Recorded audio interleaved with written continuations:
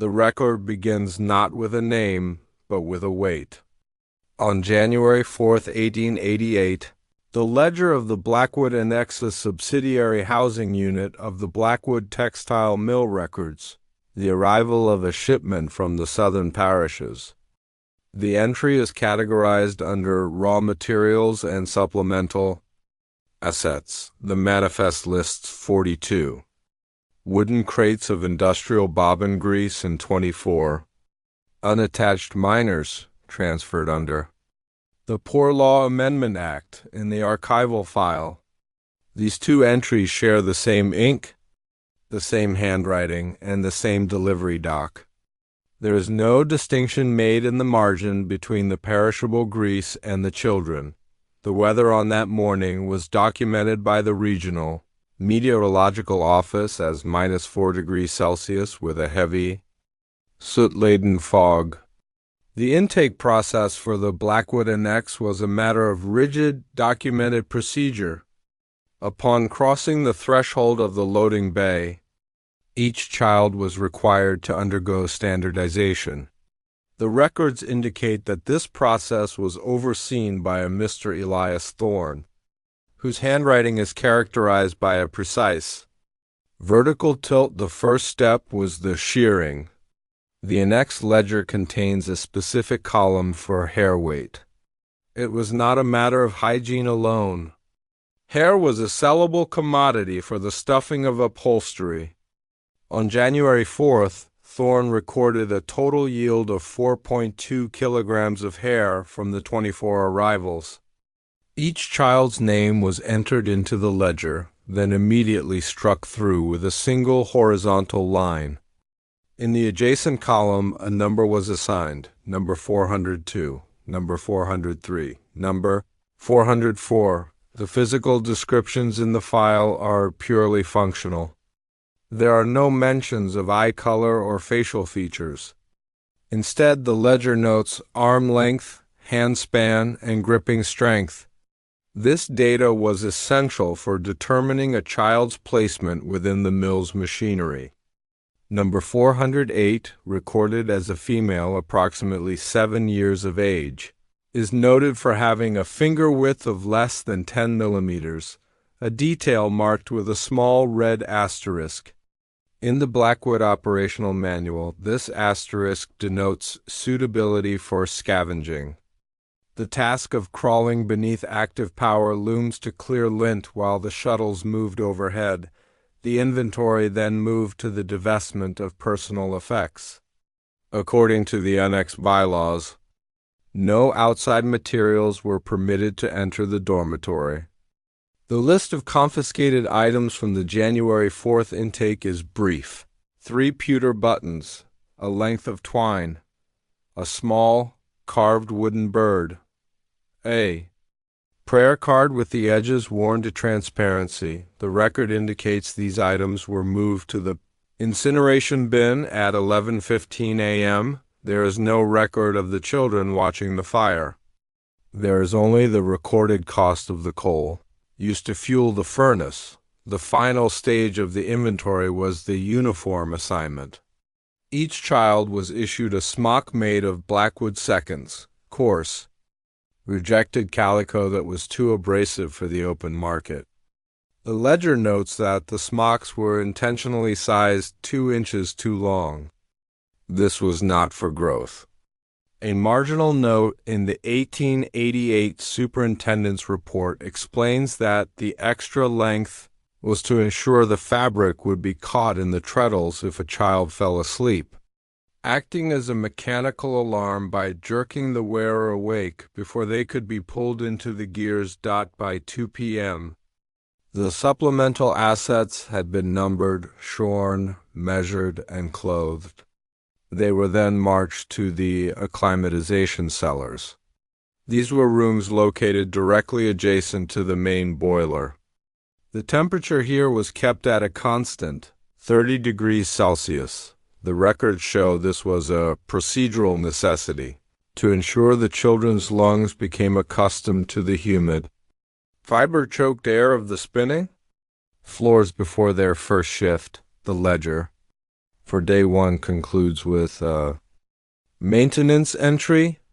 It states that the intake was completed with minimal wastage, though it notes that number 412, male of unknown age, had a persistent cough that threatened the silence of the dormitory. Thorns. Final note for the day is a single sentence regarding the cost of the intake. The expenditure for the January 4th batch, including shearing Ansmock issue, has been reconciled against the projected output of the scavenger ward for quarter one. The file shows that at 8 p.m., the annex doors were bolted from the outside. The night watchman's log for that evening contains only one remark: wind high. Internal noise within parameters. However, there is a discrepancy. While 24 children were recorded as entering the acclimatization cellars, the ration log for the evening meal, thin gruel of oats, and water only accounts for 23 bowls. The name of the child who did not receive a bowl is not listed. There is simply a blank space where the 24th entry should be, a small gap in the ink that marks the beginning of the silence at Blackwood before the archive continues. This record was briefly withheld for classification. Viewers who wish to follow future releases may subscribe. The file then resumes in the year 1888, the physical footprint of the Blackwood Annex was not designed for habitation but for the containment of kinetic energy. According to the structural surveys submitted to the Municipal Board in 1887, the annex was a vertical extension of the mill's east wing expansion. It was constructed of blue-gray engineering brick, a material chosen for its low porosity and high resistance to vibration. The blueprints, preserved in the county's architectural archives, reveal a design predicated on optimal proximity. The sleeping quarters were situated directly above the main spinning floor. This was an intentional choice noted in the project's efficiency manifesto. By placing the living quarters within the thermal envelope of the machinery, the company avoided the cost of installing an independent heating system. The heat generated by the friction of 10,000 spindles rose through a series of perforated iron floor plates, warming the children's bunks to a constant, oily humidity. The ventilation system, however, was unidirectional. The records show that while heat rose from the mill into the annex, the lint-clogged air followed the same path. The annex did not have windows that opened to the exterior. Instead, it featured fixed-pane clerestories reinforced with wire mesh. The air the children breathed was the exhaust of the factory. The ledger for maintenance indicates that the ventilation grates were cleaned once every 6 months, usually yielding several pounds of fine cotton particulate and human skin dust. The dormitory was organized into standardized units. Each unit consisted of a triple-tiered wooden frame, 4 feet in width. The inventory records that these were not referred to as beds, but as rest stations. Each station was assigned 3 children per tier. They slept in a configuration known as spoon packing, a method documented in the workhouse manual. To maximize body heat and minimize the footprint of the furniture, the floor plan reveals a specific omission. There are no communal areas. There are no tables for eating, no chairs for sitting. The architecture assumes the body is either in motion at the machine or in a state of horizontal recovery. Beneath the main floor lay the sub-level service corridor. This was a space 3 feet high, running the entire length of the building. In the blueprints, it is labeled as mechanical access. In the daily work logs, however, it is referred to as the scavenger's transit. It was through this unlit crawl space that children as young as 6 were moved into the pits beneath the looms. The logs note that the transit was frequently damp due to its proximity to the river-fed cooling pipes, perhaps. The most significant architectural feature noted in the 1888 record is the correctional closet, located directly behind the main steam boiler. The closet measured 30 inches by 30 inches.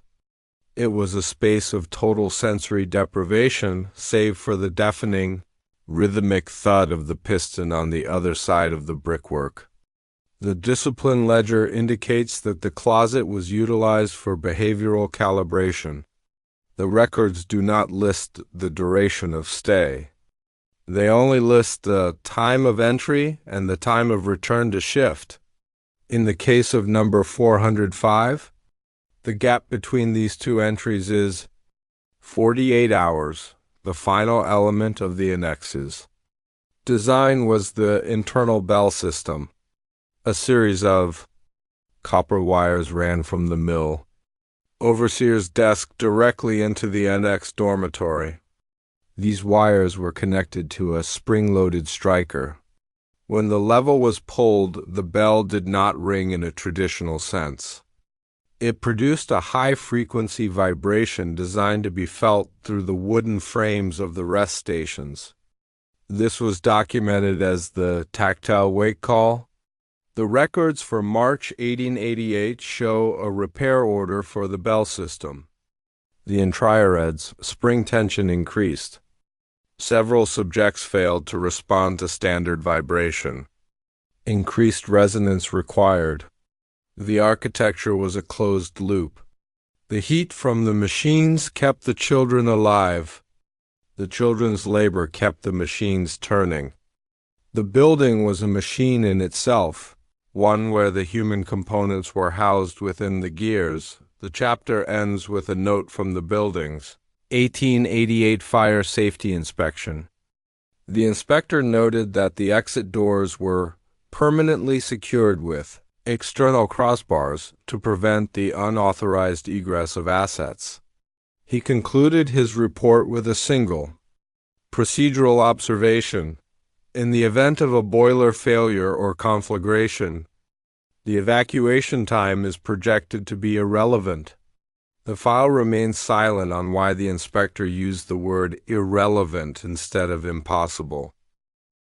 The activation of the Blackwood Annex did not begin with the sun, which, during the winter of 1888, did not rise over the industrial horizon until well after 8 a.m. Instead, the day was inaugurated by the tactile wake call. According to the Annex labor synchronization log, the first strike of the bell was registered at 3:52 m. The protocol was dictated by the 5-minute margin.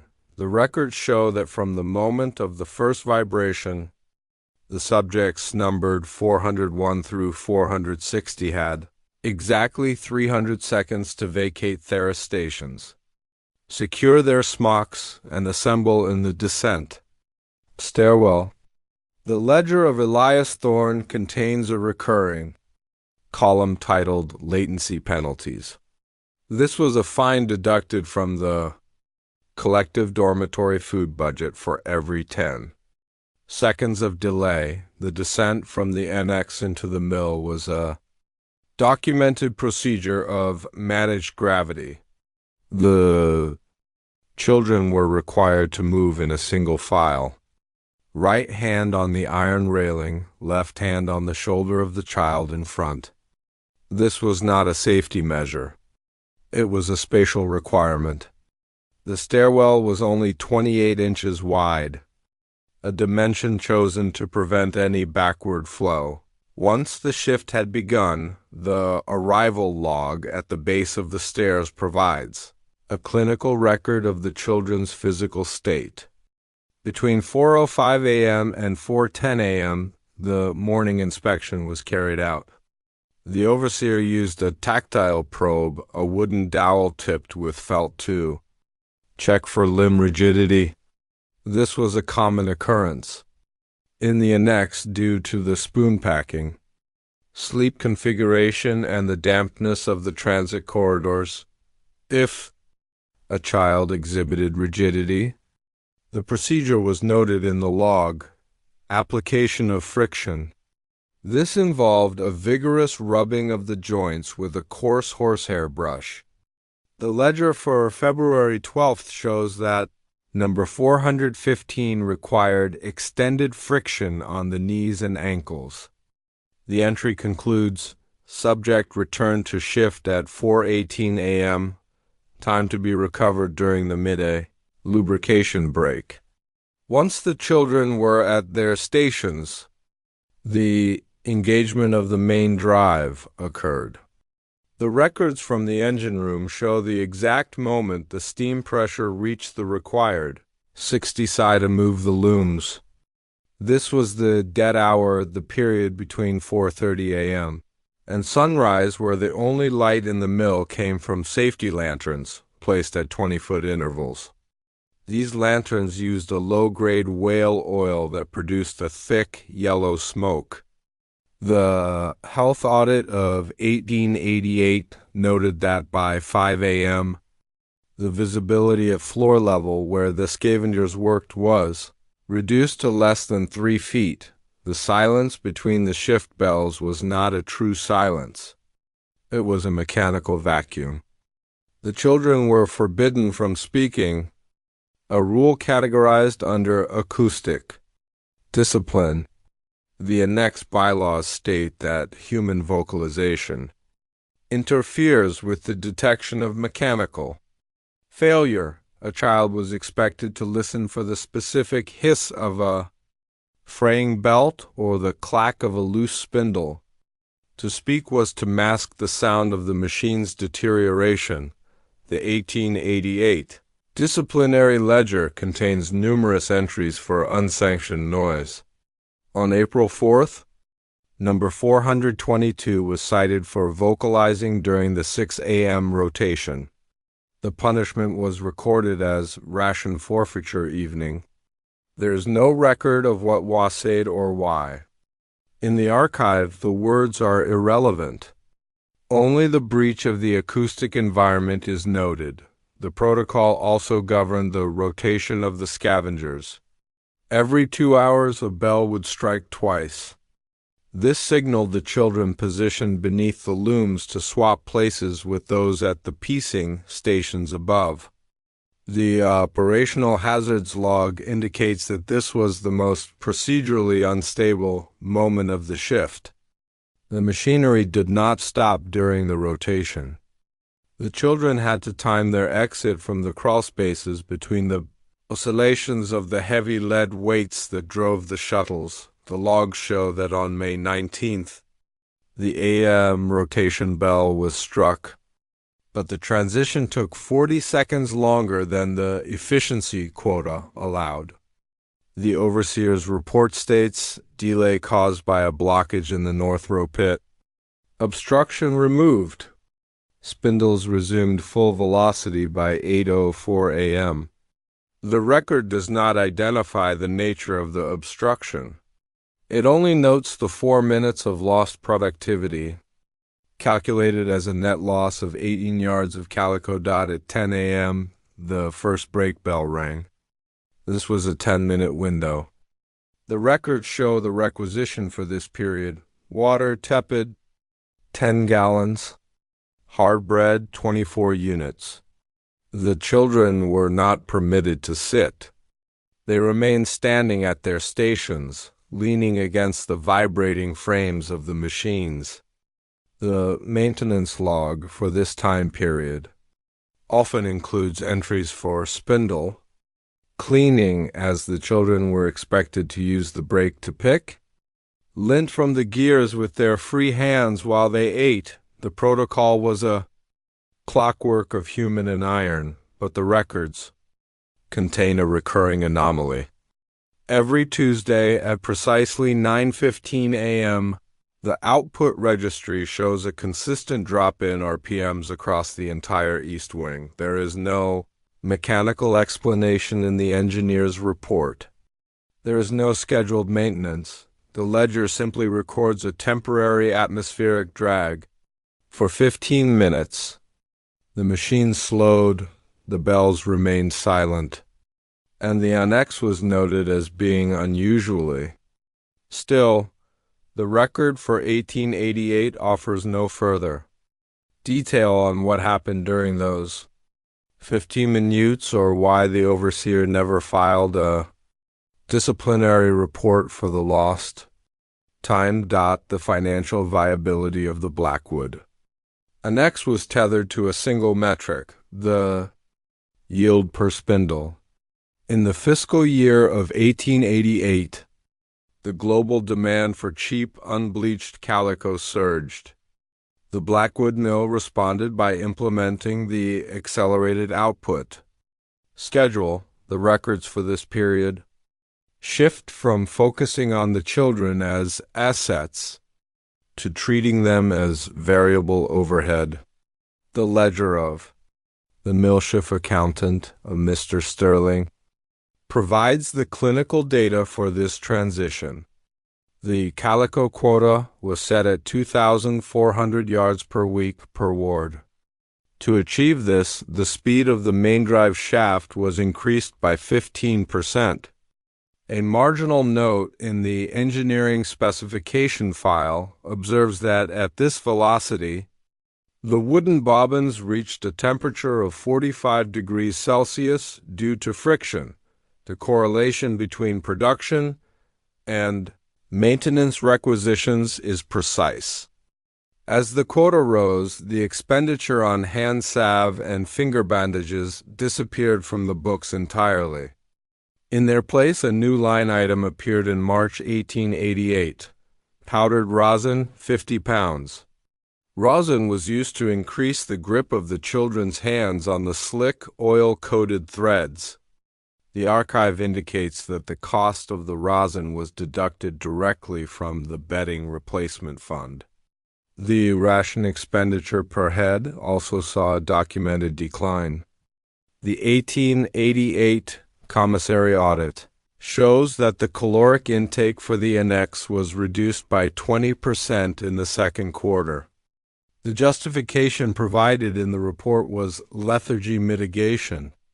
The administration argued that a satiated subject was prone to digestive somnolence, which increased the risk of accidents during the scavenger rotation. The records show that the primary food source was industrial porridge, a mixture of oats, water, and sweepings from the local grain elevators. The ledger for April 12th records a shipment of 30 sacks of grain marked unfit for human consumption, approved for auxiliary labor use. The quota compliance logs reveal the human cost of these adjustments through the frequency of machine stoppages. In a standard textile mill, a stoppage was a loss of revenue. At Blackwood, every stoppage was documented with a cause of interruption. Code 12, mechanical belt failure. Code 15, steam pressure drop. Code 19, foreign object entanglement. In May 1888, the frequency of Code 19 increased by 40%. The incident registry for May 22nd provides a procedural account. Loom number 14 stopped at 11:14 a.m. Foreign object entanglement in the lower treadle. Object cleared by 11:20 a.m. No damage to the mechanism. Loss of yield, 4 yards. The record does not state what the object was. However, the laundry ledger for the same afternoon notes the disposal of one size 4 calico smock due to heavy saturation non-salvageable. The calico quota also dictated the night shift transition. To meet the autumn demands, the annex moved to a 24-hour production cycle. This required the hot bunking system. The records show that as numbers 401 through 430 descended to the floor, numbers 431 through 460, who had just finished a 14-hour shift occupied, the still warm rest stations, the atmospheric report from the factory floor during this peak period notes that the air became so thick with cotton lint that visibility was restricted to the immediate workspace. The children worked in a perpetual white fog.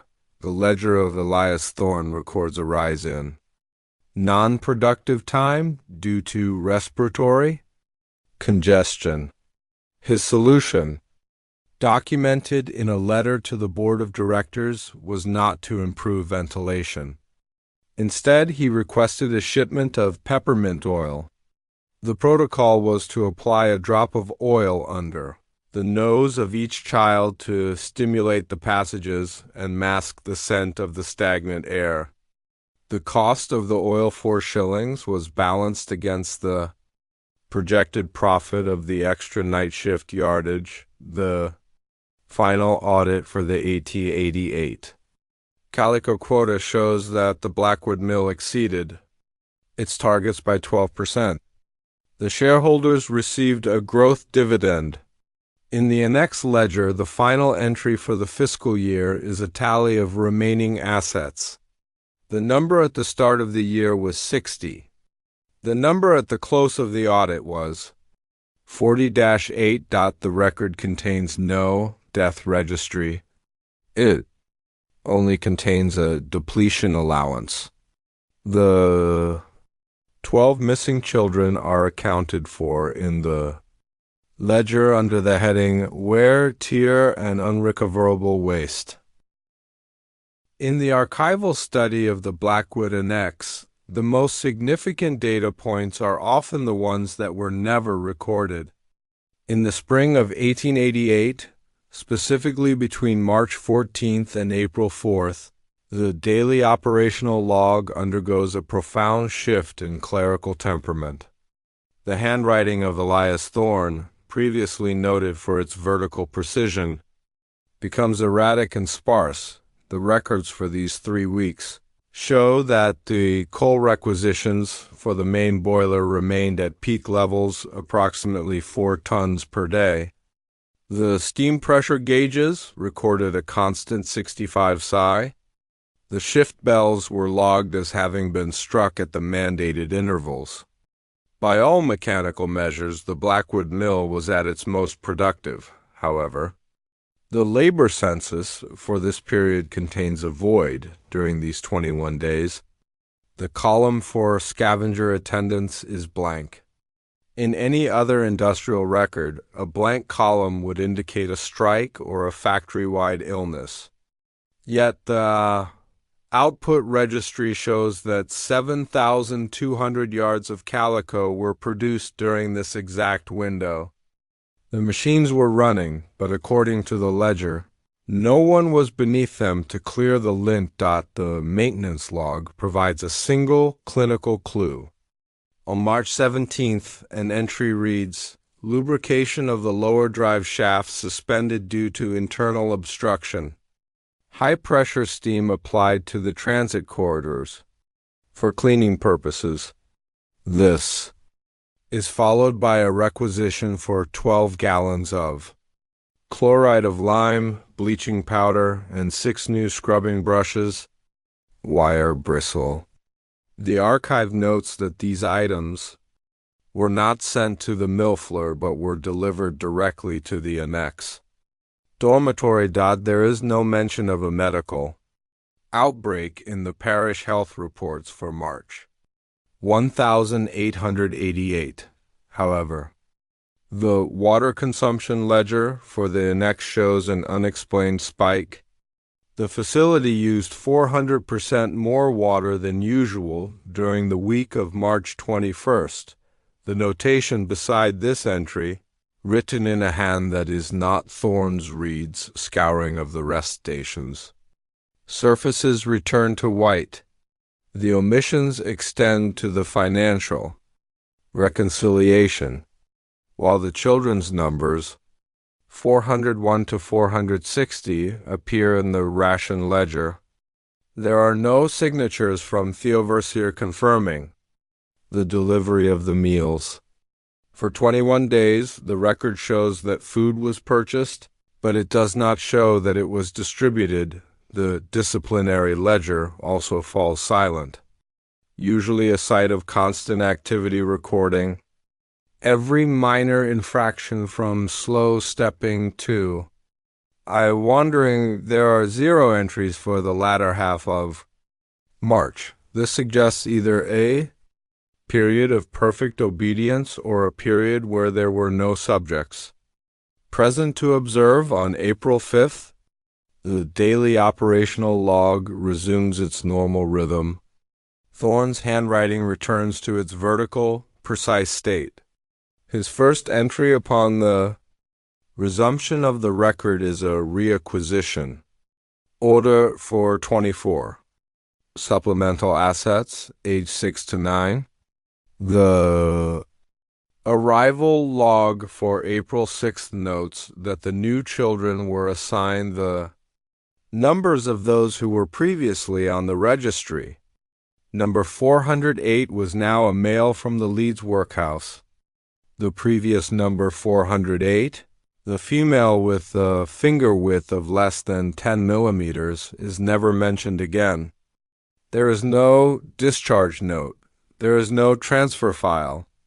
In the archive, this is known as a replacement erasure. By reassigning the numbers immediately, the administration ensured that the total head count remained consistent for the quarterly audit. To a distant auditor, it would appear as though the same 60 children had worked through the entire year, the only physical record of the march. Gap was found in 1954. During the demolition of the East Wing chimney stack, workers discovered a hidden sub-ledger wrapped in oilcloth and wedged into a ventilation flue. It contained a list of dates and a tally of weights. The tally for March 28, 1888, reads, disposal, 114 pounds, categorization, organic industrial waste. The official 1888 file contains no such entry. It only records the successful completion of the spring, calico quota and a commendation, for Elias Thorne for maintaining the silence of the facility during a period of high atmospheric tension. The file remains incomplete here. There is no record of where the organic industrial waste, Wastican, or why the chloride of lime was necessary to return stations to white. The Blackwood Annex did not maintain a resident physician. According to the operating bylaws, medical intervention was deemed a secondary variable, only to be authorized when the potential loss of labor exceeded the cost of treatment. However, the medical requisition files for the summer of 1888 reveal a pattern of procurement that deviates from standard industrial first aid. In June 1808, the pharmacy ledger recorded the delivery of 3 gallons of laudanum, a potent tincture of opium. In a textile mill, small quantities of laudanum were occasionally used to treat severe lacerations or to quiet the shaking fits caused by prolonged exposure to vibration. But the volume delivered to the annex was sufficient to sedate the entire ward. The records indicate the cost was filed under machinery, lubricants, and dampeners. The internal infirmary log, a document kept by the night matron, Mrs. Halloway, provides a clinical tally of the children's physical deterioration. Throughout July, she noted an increase in spindle palsy, a condition where the fingers remain locked in a gripping position after the shift ends. On July 14th, she recorded numbers 419, 421, And 433 cannot release the evening bread? Fingers pried open with an iron ruler. Subjects applied to the 4 a.m. bell without further incident. However, the most unsettling entries in the 1888 archive are the requisitions for non-medicinal compounds. In the first week of August, the Annex ordered 50 pounds off quicklime, calcium oxide, 10 rolls of heavy-duty tarred canvas, 1 gallon of phenol carbolic acid. The records show these items were delivered not to the infirmary, but to the basement storage vault located beneath the scavenger transit. Quicklime was not used in the production of calico. Its primary industrial application was the acceleration of organic decomposition. The sick list for August 1888 is conspicuously short. Only 2 entries appear, number 440, fatigue, and number 445, minor contusion. Yet, the daily output log for the same period shows that the East Wing was operating at only 80% capacity. 12 machines were recorded as idle. Due to labor scarcity, when an inspector from the parish board arrived on August 19th to investigate the labor scarcity, the records show he was denied entry to the basement storage vault. The reason given in the security log was structural instability. The inspector's report, however, contains a handwritten postscript. The odor of phenol in the lower corridors is pervasive. It masks a deeper, sweeter scent that the staff refuses to acknowledge. The children in the upper ward were observed to be uncommonly still, even in sleep. The file contains a receipt dated August 22nd from a local mason for the sealing of the sub-level ventilation grates with cement mortar. This work was completed in 12 hours. The 1888 archive provides no explanation as to why a facility already suffering from stagnant air would choose to permanently seal its only remaining source of basement ventilation. The death registry for the month remains empty. The burial fund remains untouched. There is no record of any child leaving the annex through the front gates. But in the property inventory of September 1888, the number of active smocks in circulation dropped from 60 to 40-8. The ledger for the laundry room notes that 12 smocks were retired from service. On the same day, the mason finished sealing the vents. Beside the entry is a single word, contaminated. The file remains incomplete here. The records do not state the nature of the contamination, nor do they explain why the unrecovered waste noted in the previous audit coincides with the exact quantity of quicklime and canvas requisitioned by the infirmary. By January 1889, the administrative oversight of the Blackwood Annex had become a matter of legal scrutiny. A series of depositions was commissioned by the Board of Trade following a disruption of public order complaint filed by the residents of the neighboring tenements. Among the archive statements is the deposition of Thomas Galt, who served as the night watchman for the annex from November 1887 to December 1888. Galt's testimony, recorded by a court clerk in a cramped, hurried script, focuses on the acoustic deviations of the facility. As the night watchman, his primary duty was to patrol the exterior perimeter and the internal corridors between 8 p.m. and 4 a.m. to ensure asset containment. His statement begins with a description of the shift gap, the 90-minute period of total mechanical silence when the steam engines were throttled down for maintenance. In the silence, Galt testified, the annex does not go quiet. It breathes.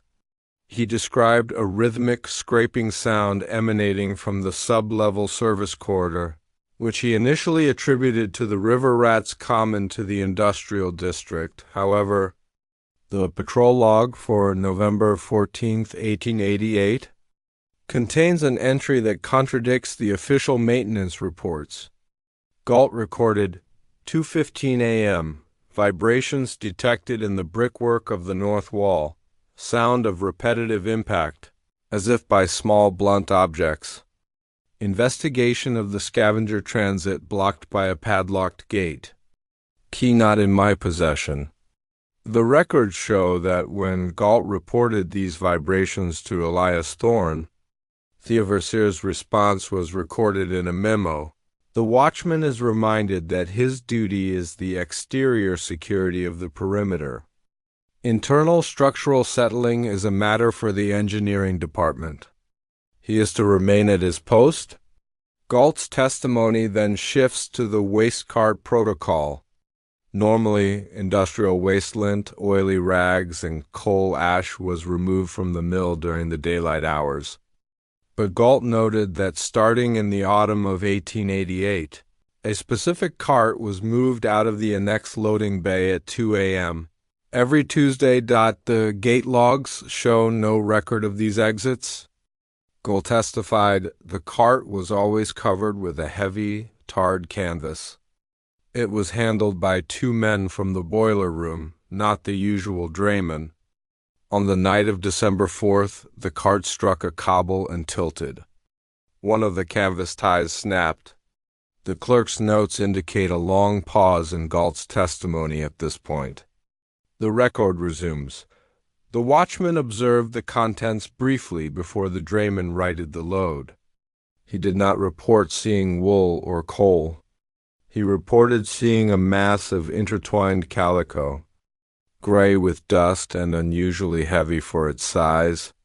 He noted that the weight was such that the iron rims of the wheels left deep indentations in the frozen mud indentations that measured 4 inches in depth. The archive contains a cross-examination of Galt by the mill's legal representative. The counsel pointed out that Galt had been dismissed from his previous position for intemperate habits, alcoholism. They argued that the vibrations and the unusually heavy cart were hallucinations brought on by the cold, and his own instability. Galt's rebuttal is preserved in the final page of the file. He did not argue against his character. Instead, he presented a personal ledger he had kept in secret. In it, he had tracked the vocalizations he heard through the floor plates of the annex during his 3 a.m. rounds. They were not cries, Galt stated. They were counting. I heard number 403 counting the seconds between the vibrations of the boiler. When she reached 60, she would start again. She reached 6,400 times before the morning bell. On December 12th, the counting stopped mid-sequence. I waited for the next number. It never came. The official record of the deposition ends abruptly. A note in the margin, written by the presiding magistrate, states, "Witness dismissed. Testimony deemed anecdotal and unsupported by the mill's primary ledgers. No further investigation into the 2 a.m. exits is warranted. The file remains incomplete here." The personal ledger of Thomas Galt was never entered into evidence. It was confiscated by Thecourt and, according to a destruction certificate dated January 15, 1889, it was reduced to ash in the courthouse furnace, the only remaining trace of his testimony is a single requisition from the local constable for extra lantern oil to patrol the riverbank, where the 2 a.m. carts were seen to vanish into the fog. The administrative calm of the Blackwood Annex was interrupted on the morning of October 12, 1888, by an unannounced visit from the District Inspector of Factories, Mr. Arthur Penelligon. Unlike the previous parish board visits, Penelegon arrived during the peak output window of 11 a.m. His report, filed under Registry No. 7742B, is the only external primary source that describes the interior of the annex while in full operation. Penelegon's observations are recorded with a technical detachment that mirrors the mill's own ledgers, yet he notes several operational anomalies.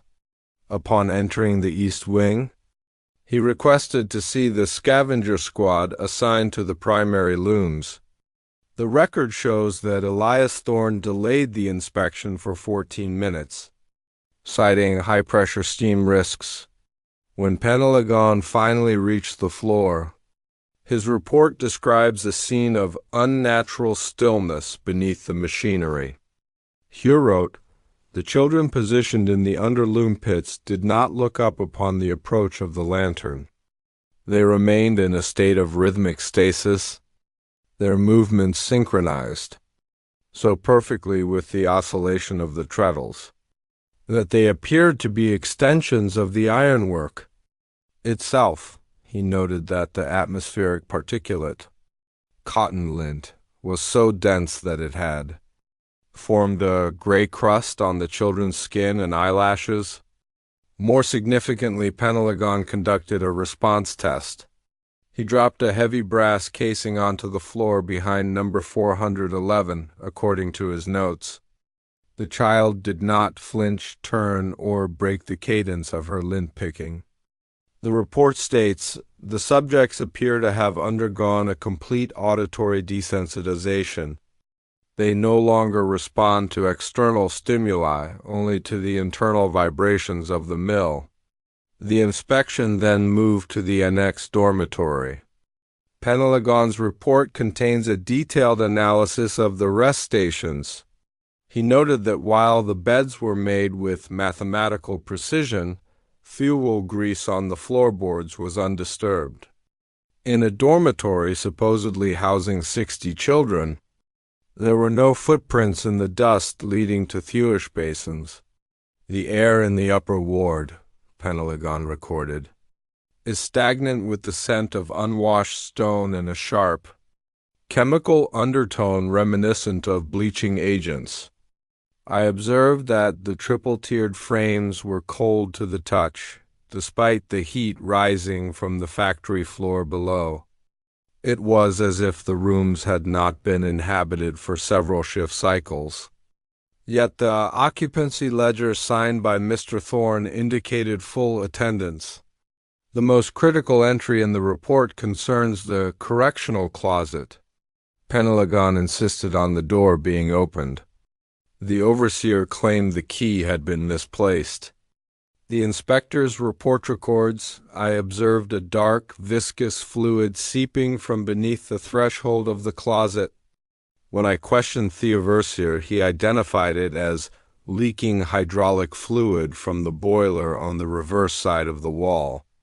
I noted, however, that the fluid did not possess the scent of oil, and it had attracted a significant number of flies, the only living things in the room that were not silent. Penelegon did not force the door. The Protocol of 1888 did not grant an inspector the right to destroy property without a magistrate's warrant. Instead, he concluded his inspection by requesting a physical head count of the children. The record shows that Thorne assembled 48 children in the yard. When Penelegon pointed to Theliger, which clearly listed 60 active assets, Thorne provided a log of attrition.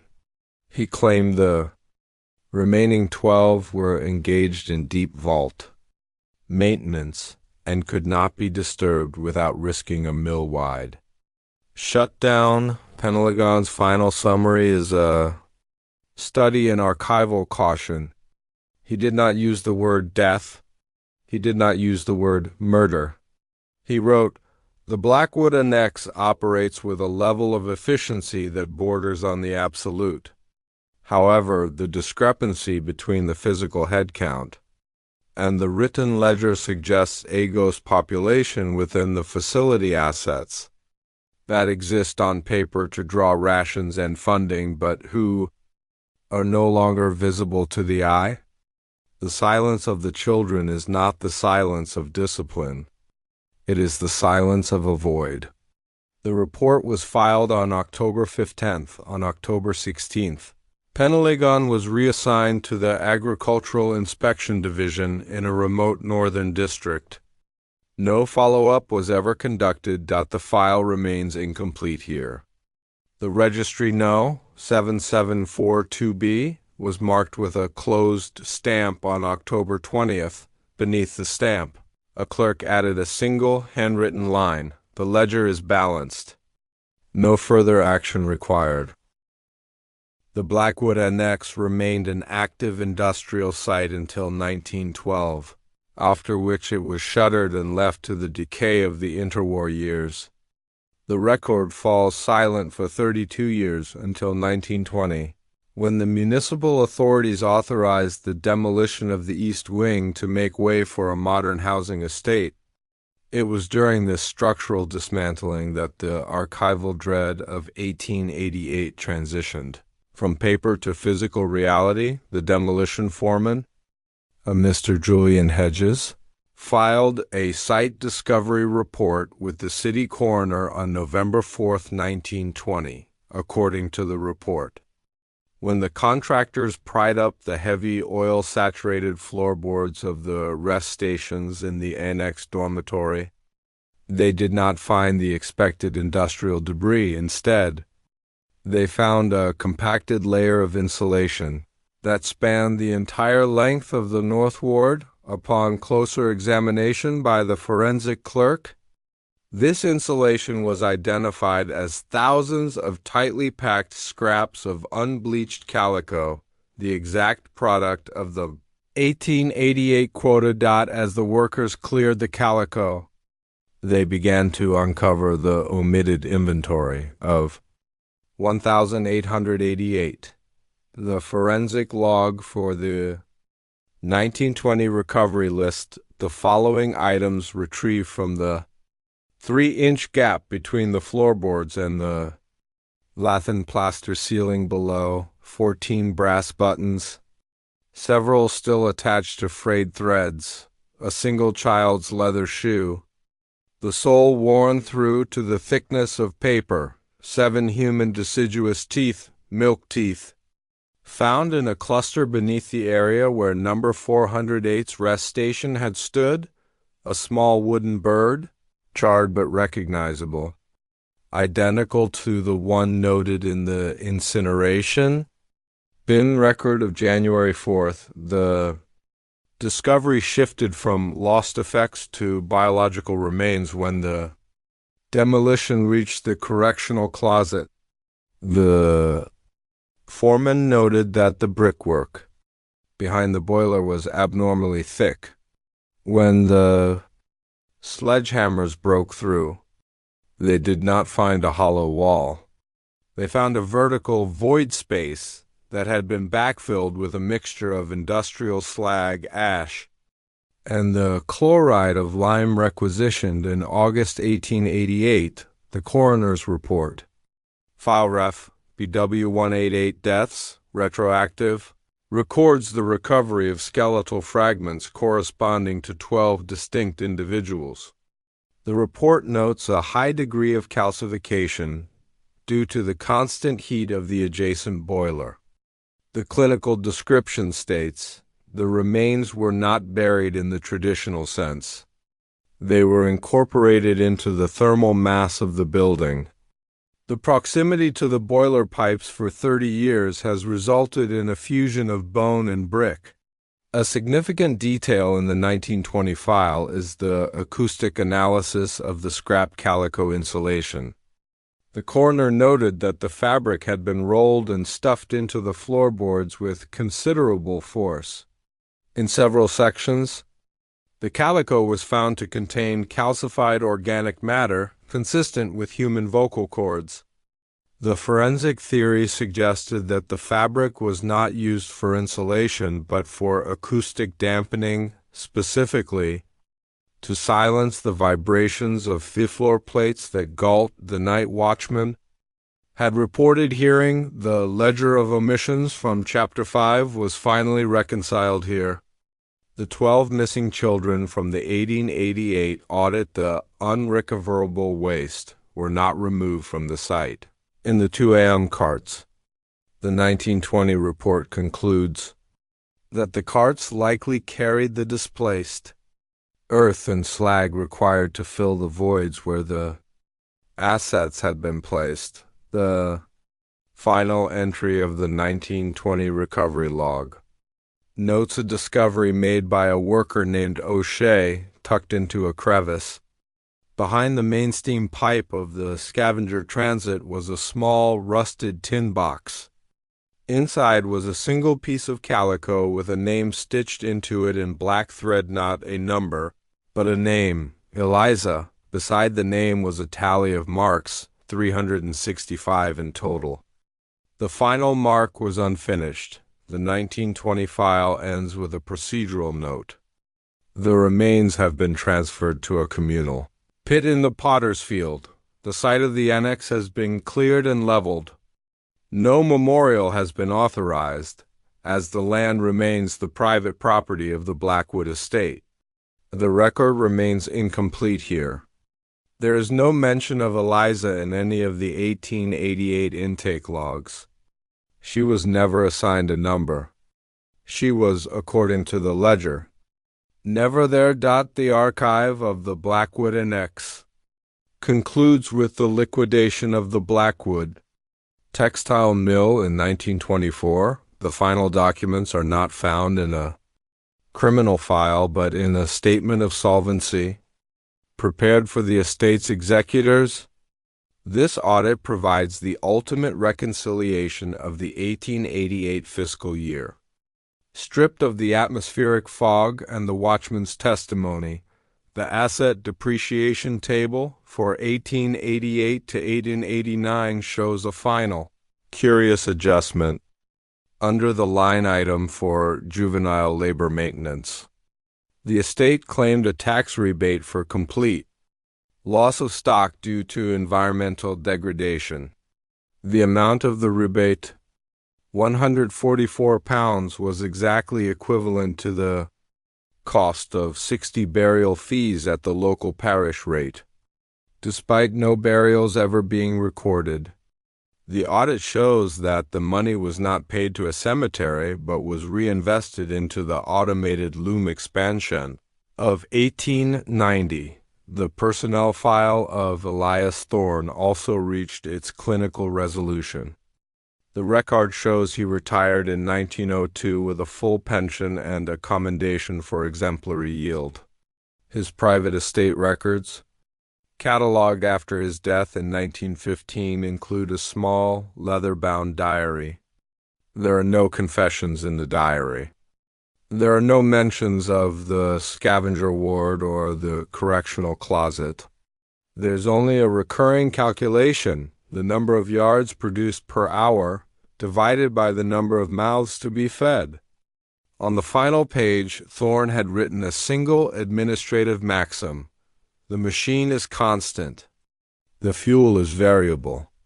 The modern archive of the Blackwood site, now a development of generic brick apartments, contains a geological survey conducted in 2012 for the installation of new fiber optic cables. The survey noted irregular densities in the soil beneath the foundations of the east wing. The report described these densities as petrified textile fibers and localized calcium deposits, but as they did not interfere with the utility lines, they were left in situ when we review the silence between the shift bells through the lens of the complete record. The pattern is one of administrative perfection. The horror of the annex was not a breakdown of the system, but the system functioning exactly as it was designed. Every child who vanished, every limb that stiffened, and every voice that was dampened by calico was a documented, budgeted, and reconciled event. The Register of Survivors is the shortest document in the file. Of the 60 children present in the January 1888 inventory, the archive can only trace 4 into adulthood. Their medical records found in various workhouse infirmaries in the early 20th century all list a common cause of death: industrial phthisis, lung disease caused by cotton dust, and chronic auditory dysfunction. The final audit ends with the unclaimed wages ledger. There is a sum of 4 shillings and 6pence. That was never collected by the laborers of the 1888 winter shift. According to the laws of the time, since the assets were technically wards of the parish, the money reverted to the mill. The ledger is closed. The balance is 0, the names 402, 403, 412, and the girl who called herself Eliza remain only as gaps in the ink, spaces where the ledger was scrubbed clean with chloride of lime. The silence that Elias Thorne maintained in 1888 remains unbroken. In the archive there is no sound, only the record of what was removed.